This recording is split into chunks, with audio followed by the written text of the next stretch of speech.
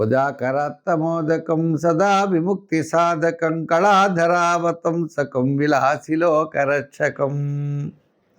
ప్రేక్షకుల నమస్కారాలు తెలియజేస్తూ మనం ఈ వారం రాశి ఫలాలు తెలుసుకుందాం.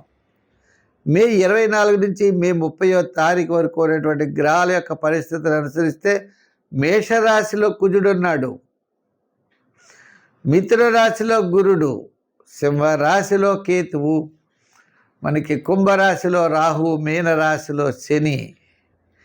ఈ విధంగా గ్రహాల యొక్క పరిస్థితి మనం చూసినట్లయితే మిగిలిన గ్రహాలన్నీ కూడా చంద్రుడి విషయానికి వస్తే సింహ, కన్య, తులారాశుల్లో చంద్ర సంచారం ఉంటుంది.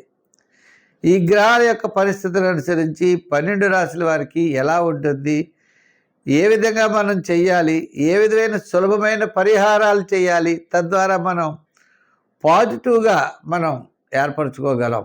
అంటే కార్యసిద్ధి, ధనలాభం,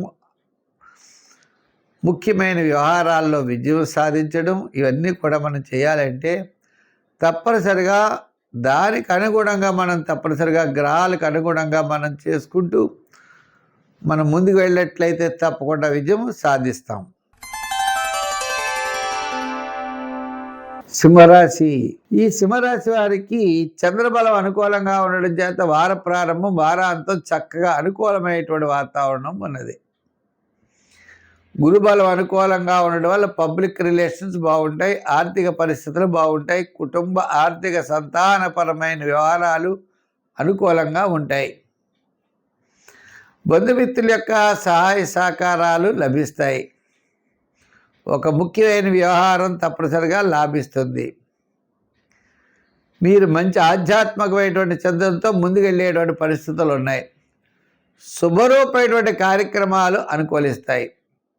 వివాహాది ప్రయత్నాలు, ఉద్యోగ ప్రయత్నాలు, చాలా కాలం నుండి నిలిచినటువంటి కొన్ని ముఖ్యమైన వ్యవహారాల్లో ముందంచుగా మీకు మంచి అనుకూలమైన వాతావరణం కనపడుతుంది. ఈ వారం గత 4-5 వారాల కంటే ఈ వారం చాలా ప్రోత్సాహకరంగా ఉన్నది.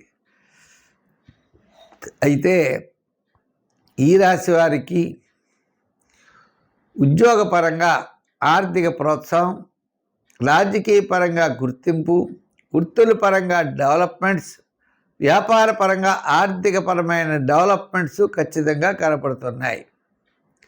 చేత ఈ రాశి వారు కాస్త నిదానంతో వ్యవహరిస్తే సర్వత్రా విజయాన్ని సాధించగలుగుతారు. శ్రమ, అసంతృప్తి, చికాకు ఇవన్నీ కూడా అష్టమ శని ప్రభావం వలన ఉంటాయి. వివాహాది ప్రయత్నాలు ఆలస్యం అవుతూ ఉంటాయి, తెలియకుండా క్రయ విక్రయాదులు ఆలస్యం అవుతాయి. అయినప్పటికీ కూడా తప్పనిసరిగా మీ వైపు మీరు విజయం సాధించే పరిస్థితులు అయితే ఉన్నాయి. సంఖ్యల్లో 1, రంగుల్లో తెలుపు. ఆరాధనలో ఎక్కువగా శని భగవానుడిని పూజించడం మంచిది. ఆయన మిత్రుడైన ఆంజనేయ స్వామి వారి యొక్క ఆరాధన కూడా చాలా మంచిది. ఆంజనేయ స్వామి వారి యొక్క ఆరాధనలో సుందరకాండ పారాయణ చేయండి. సుందరకాండ యొక్క శ్లోకాలు చదవండి, పారాయణ చేయండి. ఆంజనేయ స్వామికి తౌలుపాకులతో పూజ పెట్టండి, అప్పాల నైవేద్యం పెడుతూ ఉండండి. సత్ఫలితాలు మీరు పొందగలుగుతారు.